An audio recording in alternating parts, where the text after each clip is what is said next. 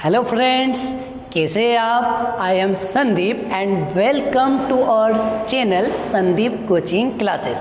बच्चों, आज मैं पढ़ाने जा रहा हूँ 12th क्लास के मैथमेटिक्स का एक नया चैप्टर जो आपकी बुक एनसीईआरटी का चैप्टर नंबर 3 है। हो सके तो इस वीडियो को कम से कम 2 बार ज़रूर देखिएगा। मैं वादा करता हूँ ये चैप्टर आपको याद हो जाएगा, रट जाएगा, क्योंकि अभी तक मैंने जितने ही बच्चों को पढ़ाया है वो मुझसे एक ही बात कहते हैं, सर आपसे पढ़ने के बाद चीज़ें बहुत आसान हो जाती है और याद हो जाती है। तो आइए हम स्टार्ट करते हैं चैप्टर जिसका नाम है मैट्रिसेस मैट्रिक्स। तो हम आते हैं इसके फर्स्ट पॉइंट पर, डेफिनेशन ऑफ मैट्रिक्स। तो सबसे पहले हम मैट्रिक्स की डेफिनेशन रीड करते हैं। Matrix is a rectangular arrangement of numbers in rows and column। Matrix समझने से पहले आपको 2 चीज़ों का समझना बहुत ज़रूरी है। रोज क्या होती है, कॉलम क्या होती है। Rows means horizontal line, column means vertical line. जी हाँ बच्चों, रो का मतलब हॉरिजॉन्टल लाइन, कॉलम का मतलब वर्टिकल लाइन। आइए अब हम मैट्रिक्स की डेफिनेशन को समझते हैं। तो मैट्रिक्स नंबरों को रो और कॉलम वाइज अरेंज करता है। जी हाँ बच्चों, मैट्रिक्स नंबरों को रो और कॉलम वाइज अरेंज करता है। आप बोर्ड पर देख रहे होंगे इतने सारे एग्जाम्पल, ये सारे एग्जाम्पल मैट्रिक्स के ही है। मैट्रिसेस के लिए एक तो ये वाला साइन यूज होता है स्क्वायर ब्रैकेट, एक साइन और यूज होता है ओपन ब्रैकेट। आप कोई सा भी मैट्रिक्स के लिए यूज कर सकते हैं। मैट्रिक्स के लिए ये 2 साइन यूज करते हैं। तो बच्चों, मैट्रिक्स होता क्या है? मैट्रिक्स नंबरों को रो और कॉलम वाइज अरेंज करता है। मैट्रिक्स क्या होता है? मैं फिर से बोल दूं, मैट्रिक्स नंबरों को रो और कॉलम वाइज अरेंज करता है। तो आप देख रहे हैं ये फर्स्ट एग्जांपल में इस मैट्रिक्स के अंदर कुछ नंबर्स लिखे हैं जो रो वाइज भी लिखे हैं और कॉलम वाइज भी लिखे हैं। नेक्स्ट एग्जांपल, इसमें भी कुछ नंबर्स लिखे हैं और रो वाइज भी लिखे हैं और कॉलम वाइज भी लिखे हैं। तो बच्चों, मैट्रिक्स की डेफिनेशन क्या हुई? मैट्रिक्स नंबरों को रो और कॉलम वाइज अरेंज करता है। तो चलते हैं अब हम इसके सेकंड पॉइंट पर। सेकंड पॉइंट है order of matrix. Second point क्या है बच्चों? Order of matrix. Order of matrix होता है एम क्रॉस एन। इसको हम एम क्रॉस एन भी रीड करते हैं और एक और तरीका है रीड करने का, एम बाय एन। आप कोई सा भी बोल सकते हो, एम क्रॉस एन भी बोल सकते हो, एम बाय एन भी बोल सकते हो। ये बहुत ही इंपॉर्टेंट नोट है, ध्यान रखना, ये बहुत ही इंपॉर्टेंट पॉइंट है। इसमें जो एम होता है, जो आगे वाला नंबर होता है वो रोज को रिप्रेजेंट करता है और इसमें जो एन होता है वो कॉलम को रिप्रेजेंट करता है। बच्चों ध्यान रखना, पहला वाला रो को रिप्रेजेंट करता है और दूसरा वाला कॉलम को रिप्रेजेंट करता है। अब हम बहुत सारे एग्जाम्पल देखते हैं। तो आप देखिए पहला एग्जाम्पल, फर्स्ट एग्जाम्पल देखिए। अगर आप फर्स्ट एग्जाम्पल देख रहे हैं तो एक मैट्रिक्स बना हुआ है। इसमें रो कितनी काउंट करो? 1 2। तो इसमें 2 रो है। अब कॉलम काउंट करो, 1 2 3। तो बच्चों, इस मैट्रिक्स का ऑर्डर क्या होगा? 2 रो 3 कॉलम। तो बच्चों, इसका ऑर्डर हुआ 2 क्रॉस 3। अब करते हैं सेकेंड एग्जाम्पल। अब आप इसको देखिए, इसमें रो कितनी है? 1 2 रो है और इसमें कॉलम कितने हैं?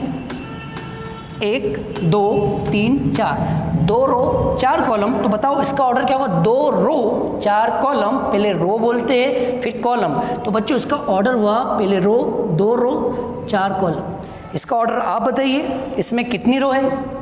इसमें एक ही रो है और कॉलम कितने हैं? 2 कॉलम। तो बताओ इसका ऑर्डर क्या होगा?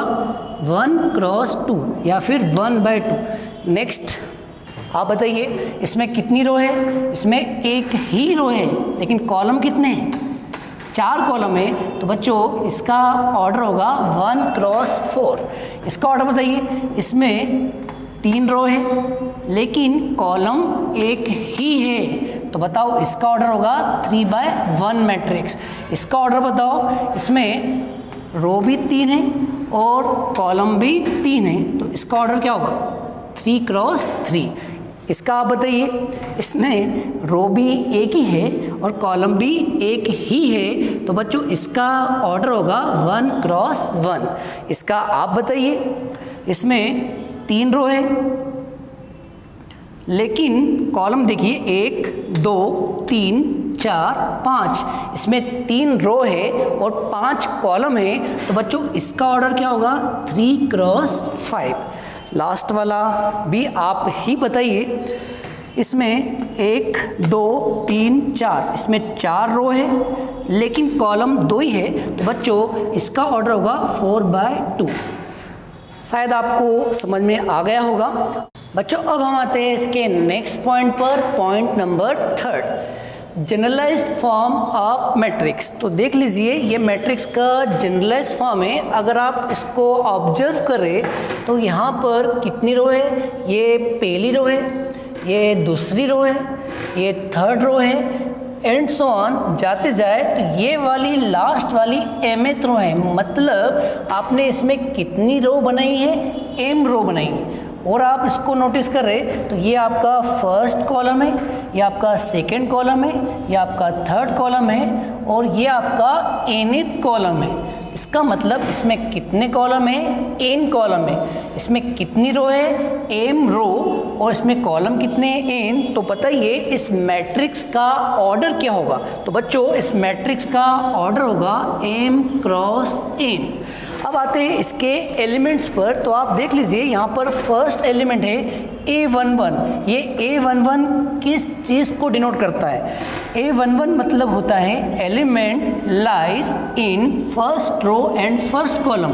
अगर आप नोटिस कर रहे तो पहली रो और पहले कॉलम पर कौन सा एलिमेंट आएगा, A11। यहाँ पर 1 का मतलब रो होता है और सेकेंड 1 का मतलब कॉलम होता है। पहले वाले का मतलब रो, सेकेंड वाले का मतलब कॉलम, हमेशा रो पहले आता है। तो बच्चों A11 का मतलब हुआ element lies in first row and first column. अब आप बताइए A32 का मतलब क्या होगा। A32 का मतलब होगा element lies in third row and second column. अब आप बताइए A43 का मतलब क्या होगा। A43 का मतलब होगा element lies in fourth row and third column. इसमें से कुछ आप बता दीजिए, बताओ। 823 का मतलब क्या होगा, सेकेंड रो थर्ड कॉलम। तो 823 मतलब हुआ element lies in second row third column. तो ये होता है जनरलाइज फॉर्म, लेकिन इसको लिखना बहुत महंगा पड़ता है, तो इसका हम यूज़ करते हैं, ये यूज़ नहीं करते। इसका अल्टरनेट फॉर्म यूज़ करते हैं, शॉर्ट फॉर्म इसका यूज़ करते हैं। इसका शॉर्ट फॉर्म है A equal to matrix Aij m cross n। तो बताइए यहाँ पर I लिखा है, यहाँ पर J लिखा है और यहाँ पर उनकी वैल्यूज लिखी है। तो आप बता दीजिए Aij का मतलब क्या होगा। Aij का मतलब होगा element lies in ith row, ith row and jth column. बच्चों आपको बात समझ में आ गई होगी। अब हम आते हैं हमारे नेक्स्ट पॉइंट की ओर। बच्चों अब हम आते हैं हमारे नेक्स्ट पॉइंट पर, जिसमें हम वेरियस टाइप ऑफ मैट्रिक्स पढ़ेंगे। तो सबसे पहला टाइप है row matrix, second column matrix, ऐसे बहुत सारे। तो 1 बाय 1 हम डिस्कस करते हैं। तो सबसे पहले आता है रो मैट्रिक्स। नाम से क्लियर है, रो होना चाहिए। रो कितनी होना चाहिए, रो एक ही होना चाहिए। ध्यान रहे ऐसा मैट्रिक्स जिसमें केवल एक रो हो। तो मैं इसकी डेफिनेशन बोल लेता हूँ। Matrix having only one row is called row matrix. ऐसा मैट्रिक्स जिसके अंदर एक रो हो वो रो मैट्रिक्स होता है। एग्जाम्पल्स पे आते हैं। इस साइड में आपको एग्जाम्पल बताऊंगा, इस साइड डेफिनेशन बताऊंगा। तो ऐसा मैट्रिक्स जिसमें केवल एक ही रो, मैं आपको बहुत सारे एग्जाम्पल बताता हूँ। First example 1। अब आप बताओ, कॉलम मत देखिए, अब आप बताओ इसमें रो कितनी है। इसमें एक ही रो है, तो बच्चों ये रो मैट्रिक्स हुआ। अब नेक्स्ट एग्जाम्पल देखो। अब आप बताओ इसमें रो, कॉलम मत देखे, इसमें रो कितनी है, रो तो एक ही है ना, कॉलम से क्या मतलब है। यहाँ डेफिनेशन क्या है, ऐसा मैट्रिक्स जिसमें एक रो हो। तो बताओ इसमें रो कितनी है, एक ही है, तो ये भी एक रो मैट्रिक्स हुआ। अब आप अगला बताइए, अगला वाला मैं क्या लिखने जा रहा हूँ, 1 2 3, तो ये भी रो मैट्रिक्स हुआ। आप कुछ भी लिख दीजिए, 1 2 3, ऐसे करते करते n लिख दीजिए। चलिए अब हम सबके ऑर्डर लिखते हैं। ऑर्डर बहुत इंपॉर्टेंट है भाई, ऑर्डर तो आपको पता ही होना चाहिए। तो बताइए इसका ऑर्डर क्या होगा, इसका ऑर्डर होगा एक रो एक कॉलम, तो इसका ऑर्डर हुआ 1 क्रॉस 1। इसका ऑर्डर क्या हुआ, एक रो 2 कॉलम, तो इसका हुआ 1 क्रॉस 2। इसका ऑर्डर बताइए, इसमें एक रो है लेकिन कॉलम 3 है, तो इसका ऑर्डर हुआ 1 क्रॉस 3। और लास्ट वाले का ऑर्डर बताओ, इसमें रो तो एक है लेकिन कॉलम मैंने n बनाया है, तो इसका ऑर्डर हुआ 1 क्रॉस n। तो यहाँ याद रखने वाली बात यह है कि जो रो मैट्रिक्स है उसका ऑर्डर हमेशा 1 क्रॉस n होगा। यहाँ n वेरी कर सकता है लेकिन ये जो आगे वाला 1 है ये फिक्स ही होना चाहिए। तो बच्चों रो मैट्रिक्स क्या होता है, ऐसा मैट्रिक्स जिसके अंदर एक ही रो है। लगता है आपको अगला टाइप भी समझ में आ गया होगा। तो अगला टाइप है कॉलम मैट्रिक्स। तो पता है ये कॉलम मैट्रिक्स की डेफिनेशन क्या होती है, ऐसा मैट्रिक्स जिसके अंदर एक कॉलम हो। मैं आपको बोल देता हूँ, अ matrix having only 1 column is called column matrix. ऐसा मैट्रिक्स जिसमें एक कॉलम हो वो क्या होता है, कॉलम मैट्रिक्स। अब हम इसके एग्जाम्पल देखते हैं। अब हम कॉलम मैट्रिक्स के एग्जाम्पल को देखते हैं। आप समझ गए होंगे कॉलम मैट्रिक्स के एग्जाम्पल क्या होंगे। पहला एग्जाम्पल तो यही होगा 1। जी हाँ बच्चों, ये वाला कॉलम मैट्रिक्स भी है। इसमें अब रो को मत देखें, कॉलम को देखें। तो यहाँ पर कितने कॉलम है, एक ही कॉलम है, तो ये कॉलम मैट्रिक्स का एग्जाम्पल है। अब आप सोच रहे होंगे शायद रो मैट्रिक्स भी है। जी हाँ, ये रो मैट्रिक्स भी है, ये कॉलम मैट्रिक्स ही है, कॉलम मैट्रिक्स भी है। अब आता है सेकेंड एग्जाम्पल 1 2। अब आप बताओ इसमें रो ना देखें, आप रो देख रहे हैं, रो को नहीं देखना है। इसमें कॉलम देखें, इसमें कितने कॉलम है, एक ही कॉलम है, तो ये भी कॉलम मैट्रिक्स का ही एग्जाम्पल है। अगला एग्जाम्पल आप समझ गए होंगे मैं क्या देने जा रहा हूँ, 1 2 3। और लास्ट वाला एग्जाम्पल भी समझ गए होंगे मैं क्या लिखने जा रहा हूँ, 1 2 3 डॉट डॉट डॉट n। तो जल्दी से बता दीजिए इन सारे मैट्रिक्स का ऑर्डर क्या होगा। तो पहले मैट्रिक्स में एक रो है एक कॉलम, तो इसका ऑर्डर हुआ 1 बाय 1। इसमें 2 रो है, ध्यान रहे इसमें कितनी रो है, 2, लेकिन कॉलम एक ही है, तो इसका ऑर्डर हुआ 2 बाय 1। इसका 3 रो है एक कॉलम है, तो इसका ऑर्डर हुआ 3 बाय 1। यहाँ एम कर लेते हैं। यहाँ बताइए कितनी रो है, 1 2 3 4 नहीं, डॉट डॉट है, तो यहाँ पर कितनी रो हुई, m रो हुई, कॉलम तो एक ही है, तो इसका ऑर्डर हुआ m क्रॉस n। तो आप समझ गए कॉलम मैट्रिक्स का ऑर्डर क्या होगा, m क्रॉस 1। यहाँ m वेरी कर सकता है लेकिन ये वाला 1 फिक्स ही रहेगा क्योंकि यहाँ कॉलम कितने होना चाहिए, एक कॉलम। तो आपको ये डेफिनेशन समझ में आ गई होगी। अब हम आते हैं नेक्स्ट डेफिनेशन पर जिसका नाम है स्क्वायर मैट्रिक्स। पहले मैं बोर्ड रफ कर लेता हूँ।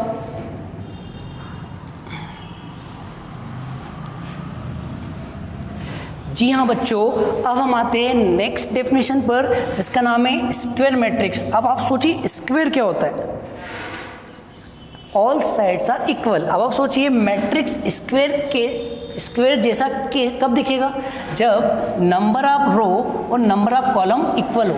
अगर नंबर ऑफ रो और नंबर ऑफ कॉलम इक्वल है तो जो मैट्रिक्स बनेगा वो स्क्वायर शेप का बनेगा।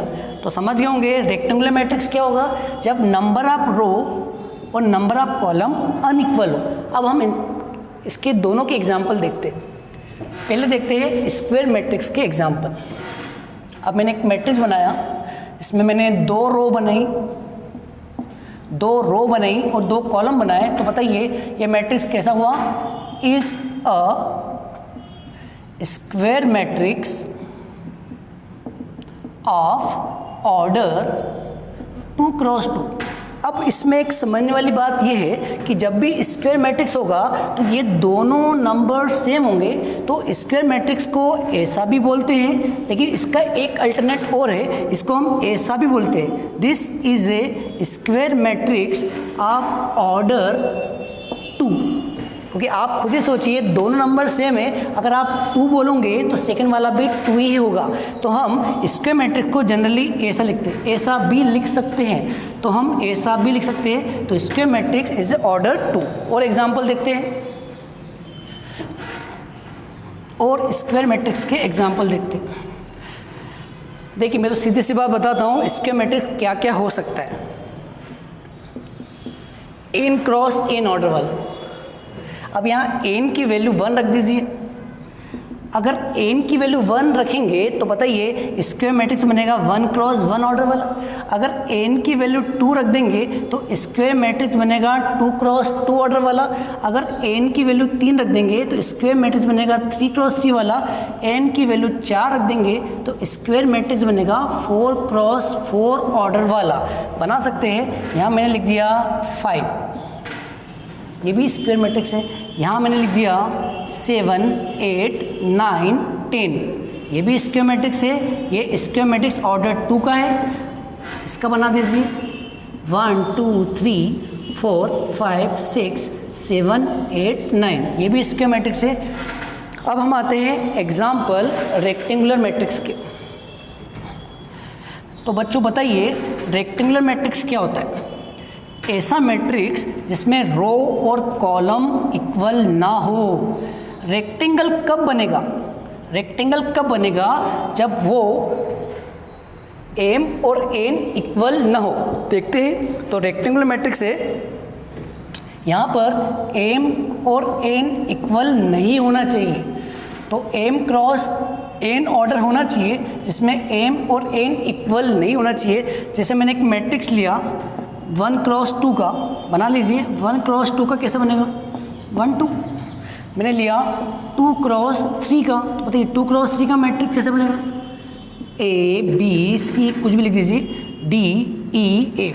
अब आप देखिए इसका जो शेप बन रहा है वो रेक्टेंगुलर शेप बन रहा है। और ले लीजिए 3 क्रॉस 4 ले लीजिए, तो 3 क्रॉस 4 क्या होगा?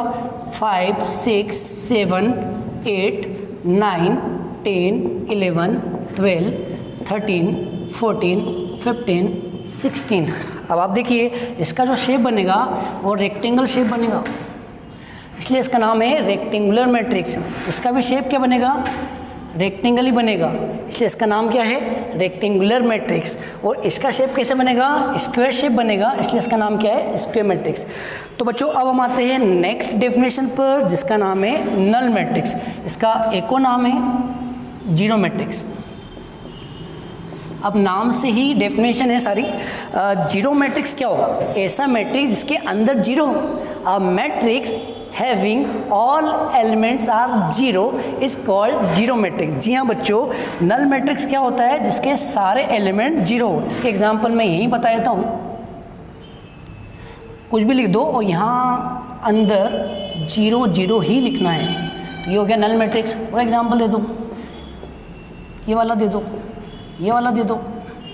बच्चों ये सारे एग्जाम्पल नल मैट्रिक्स के हैं, और नल मैट्रिक्स को डिनोट करते हैं जीरो m क्रॉस n से। बताइए इसको किससे डिनोट करेंगे? जीरो, इसमें कितनी रो है? 3 रो, इसमें कॉलम कितने हैं? 2, तो ये हुआ 3/2 का नल मैट्रिक्स। इसका बताइए, इसको क्या लिखेंगे? जीरो, इसमें कितनी रो है? 2 रो, और कॉलम कितने हैं? 2, तो हो गया जीरो 2 क्रॉस 2। ये 2 क्रॉस 2 का नल मैट्रिक्स है। और इसका बताइए, इसका होगा जीरो 1 क्रॉस 1। तो बच्चों ये 5 डेफिनेशन है, मैं क्विक इसका रिवीजन करवा देता हूँ। तो फर्स्ट डेफिनेशन है रो मैट्रिक्स, ऐसा मैट्रिक्स जिसमें एक रो हो। कॉलम मैट्रिक्स, ऐसा मैट्रिक्स जिसमें एक कॉलम हो। स्क्वायर मैट्रिक्स, ऐसा मैट्रिक्स जिसमें रो और कॉलम इक्वल हो। ऐसा मैट्रिक्स जिसमें रो और कॉलम इक्वल हो वो स्क्वायर मैट्रिक्स होता है। नेक्स्ट रेक्टेंगुलर मैट्रिक्स, ऐसा मैट्रिक्स जिसका उल्टा इक्वल हो अनइक्वल हो। अगर इक्वल हो तो स्क्वायर मैट्रिक्स, अनइक्वल हो तो रेक्टेंगुलर मैट्रिक्स। और नल मैट्रिक्स जीरो मैट्रिक्स तो और ईजी है, जिसके सारी एंट्रीज जीरो थी। अब हम आते हैं नेक्स्ट डेफिनेशन पर।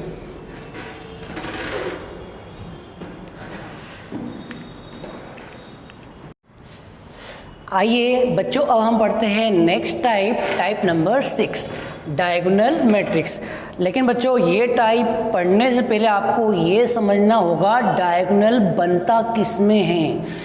तो मैं आपको बताता हूँ डायगोनल बनता किस में। एक बात ध्यान रखना, दुनिया में केवल 2 ही प्रकार के मैट्रिक्स है। आप कोई भी मैट्रिक्स बनाओ, या तो वो स्क्वायर मैट्रिक्स बनेगा या फिर रेक्टेंगुलर मैट्रिक्स बनेगा। अब आप दोनों मैट्रिक्स को ध्यान से देखें और सोचिए डायगोनल किस में बनेगा। जी हाँ, डायगोनल इसमें बनेगा, या तो ऐसा डायगोनल। डायगोनल का मतलब होता है कि जब डायगोनल बनाओ तो उसमें एलिमेंट्स आना चाहिए। तो आप देख रहे हैं कि जब मैं इसको बना रहा हूँ तो इसमें एलिमेंट्स आ रहे हैं, इसको बना रहा हूँ तो इसमें एलिमेंट्स आ रहे हैं। लेकिन आप वहाँ बना के देखिए, आपका डायगोनल बनेगा ही नहीं। आपका डायगोनल ऐसा बनाएंगे, ऐसा बनाएंगे, ऐसा बनाएंगे। अगर आपने डायगोनल ऐसा बनाया तो उसमें एलिमेंट्स कहाँ आ रहे हैं? इसका मतलब ये हुआ कि जो डायगोनल मैट्रिक्स है वो स्क्वायर मैट्रिक्स ही होता है, रेक्टेंगुलर मैट्रिक्स हो ही नहीं सकता, क्योंकि डायगोनल बन किस में रहा है? स्क्वायर मैट्रिक्स में। तो ध्यान रहे कि डायगोनल मैट्रिक्स को पढ़ने से पहले आपको ये बात समझना है कि जो डायगोनल मैट्रिक्स है वो एक तरीके से स्क्वायर मैट्रिक्स ही होता है। तो आपको रेक्टेंगुलर मैट्रिक्स को क्रॉस करना पड़ेगा। जी हाँ, एक काम करता हूँ, मैं रेक्टेंगुलर मैट्रिक्स को रफ कर देता हूँ ताकि आपको याद रहे कि डायगोनल मैट्रिक्स एक तरीके से स्क्वायर मैट्रिक्स का ही एग्जाम्पल है। डायगोनल मैट्रिक्स जब भी आप पढ़ो तो ध्यान रहे आपको सारे एग्जाम्पल किसके देना है? स्क्वायर मैट्रिक्स के। लेकिन अभी भी बात यहाँ ख़त्म नहीं हुई। अभी तो केवल ये समझ में आया कि जो डायगोनल मैट्रिक्स है वो केवल क्या होता है? Square matrix. अब आप देख रहे हैं कि यहाँ तो दो डायगोनल है, तो काम का कौन सा डायगोनल? तो मैं आपको बता दूं, इन 2 डायगोनल में से हमको एक ही काम का है, उस डायगोनल को बोलते हैं लीडिंग डायगोनल। क्या कहते हैं? लीडिंग। अभी भी डायगोनल मैट्रिक्स के डेफिनेशन पे नहीं आए। अभी तो केवल हमने ये सीखा है कि जो डायगोनल मैट्रिक्स है वो स्क्वायर मैट्रिक्स होता है। जब हम स्क्वायर मैट्रिक्स को देखते हैं तो आप देख रहे हो कितने डायगोनल बन रहे हैं? 2। इनमें से हमें केवल एक का ही काम है जिसको कहते हैं लीडिंग डायगोनल। बहुत सारे नाम है, एक तो है लीडिंग डायगोनल, एक है मेन डायगोनल। अब इन दोनों में से लीडिंग डायगोनल कौन है? अब आप देखें, इसको अगर ध्यान से देखें तो यहाँ पर 1 1 आ रहा है, यहाँ 2 2 आ रहा है, यहाँ 3 3 आ रहा है। इसका मतलब लीडिंग डायगोनल वो डायगोनल होता है जहाँ पर I और J इक्वल हो। तो बच्चों इन दोनों में से ये है लीडिंग डायगोनल। जी हाँ, इसको डायगोनल कहते हैं, लेकिन यहाँ पर इस डायगोनल का कोई सेंस ही नहीं, कोई काम नहीं, तो हम इसको रब कर देते हैं। तो बच्चों लीडिंग डायगोनल, मेन डायगोनल क्या होता है? Left top to right bottom. जी हाँ, left top to right bottom, ये चीज़ याद कर ले। Left top to right bottom से जो डायगोनल बनेगा वो होता है लीडिंग डायगोनल, मेन डायगोनल। उसको याद कैसे करते हैं? जहाँ पर I और J इक्वल होते हैं। तो आप ध्यान से देखें, यहाँ पर I की वैल्यू 1 है, J की वैल्यू 1 है और दोनों इक्वल है।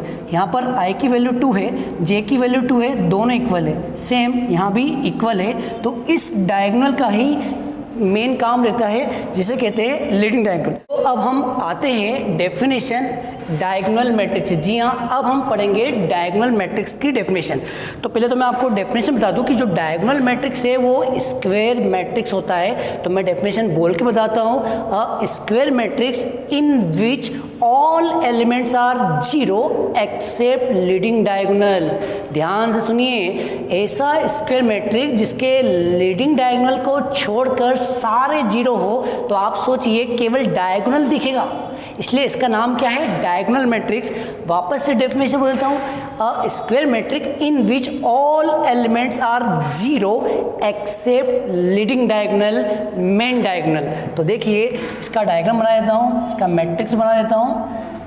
ऐसा मैट्रिक्स जिसके लीडिंग डायगोनल को छोड़कर सारे एलिमेंट 0 हो। जी हाँ बच्चों, ये एग्जाम्पल है डायगोनल मैट्रिक्स का। तो ध्यान रहे, इसको डायगोनल मैट्रिक्स क्यों बोलते हैं, आप इसको देख लीजिए। आपको केवल क्या दिख रहा है, डायगोनल, इसलिए इसका नाम क्या है, डायगोनल मैट्रिक्स। और हम इसको एक और तरीके से लिख सकते हैं, DIAG, डायगोनल का DIAG ब्रैकेट, और ये लीडिंग एंट्रीज लिखना है। तो A11, A22, A23। तो बच्चों शायद आपको समझ में आ गया होगा डायगोनल मैट्रिक्स को मैंने इतनी देर बाद क्यों समझाया।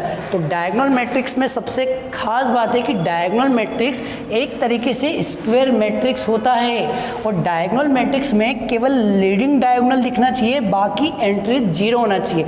तो इसकी डेफिनेशन क्या है, ऐसा मैट्रिक्स जिसके लीडिंग डायगोनल को छोड़कर सारे एलिमेंट 0, इसको छोड़कर सारे एलिमेंट 0 हो, ऐसा मैट्रिक्स कहलाता है डायगोनल मैट्रिक्स। अब हम आते हैं नेक्स्ट डेफिनेशन पर, जिसका नाम है स्केलर मैट्रिक्स। बच्चों स्केलर मैट्रिक्स की डेफिनेशन और डायगोनल मैट्रिक्स की डेफिनेशन 99% सेम ही है। तो इसकी डेफिनेशन है ऐसा स्क्वायर मैट्रिक्स जिसके लीडिंग डायगोनल को छोड़कर सारे एलिमेंट 0 हो, बस इसमें एक पॉइंट और जुड़ जाता है कि जो लीडिंग डायगोनल है उनके एलिमेंट सेम होना चाहिए। तो मैं बता देता हूँ, इसका मैट्रिक्स लिख के, यहाँ के एलिमेंट सेम होना चाहिए। तो बच्चों इसकी डेफिनेशन क्या है, ऐसा स्क्वायर मैट्रिक्स, ये डायगोनल मैट्रिक्स भी है, लेकिन डायगोनल मैट्रिक्स के अंदर स्पेशल केस है स्केलर मैट्रिक्स। तो ऐसा स्क्वायर मैट्रिक्स जिसके लीडिंग डायगोनल को छोड़कर सारे एलिमेंट 0 हो, वो होता है डायगोनल मैट्रिक्स। लेकिन इसमें एक पॉइंट और जोड़ना पड़ेगा कि इसमें जो लीडिंग एंट्रीज है, जो लीडिंग डायगोनल एलिमेंट्स है, वो सेम होना चाहिए। और एग्जाम्पल देना है तो दे सकते हैं, एक और एग्जाम्पल देते हैं, यहाँ पे लेते हैं 5 0 0 5। तो आप देख रहे हैं कि ये डायगोनल मैट्रिक्स है, लेकिन यहाँ पर अगर आप एलिमेंट सेम बना देंगे तो ये हो जाएगा स्केलर मैट्रिक्स। अब हम आते हैं हमारी नेक्स्ट डेफिनेशन पर, जिसका नाम है वेरी मोस्ट टाइम की डेफिनेशन है, बहुत ज़्यादा काम की है। नेक्स्ट डेफिनेशन है आइडेंटिटी मैट्रिक्स। तो बच्चों अब हम आते हैं हमारी नेक्स्ट डेफिनेशन पर, जिसका नाम है आइडेंटिटी मैट्रिक्स। इसका एक और नाम और है यूनिट मैट्रिक्स।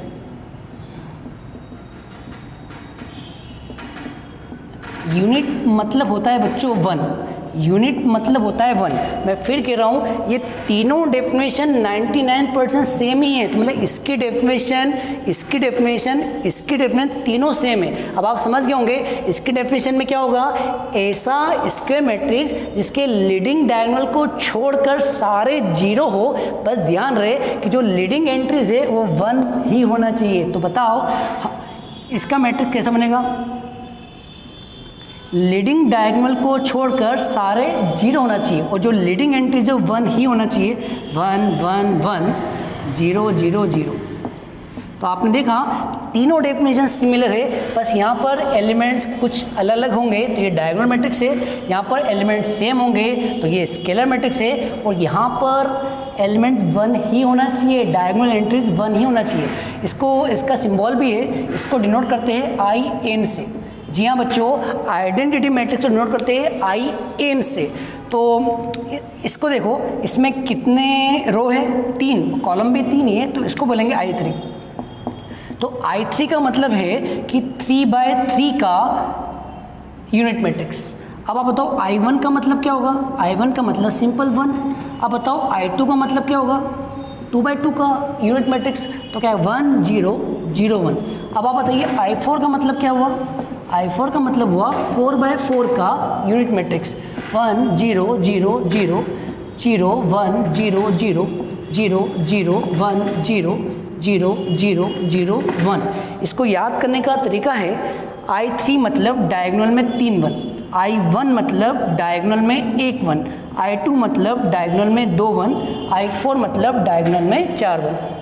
तो बच्चों ये हो गई अपनी डेफिनेशन।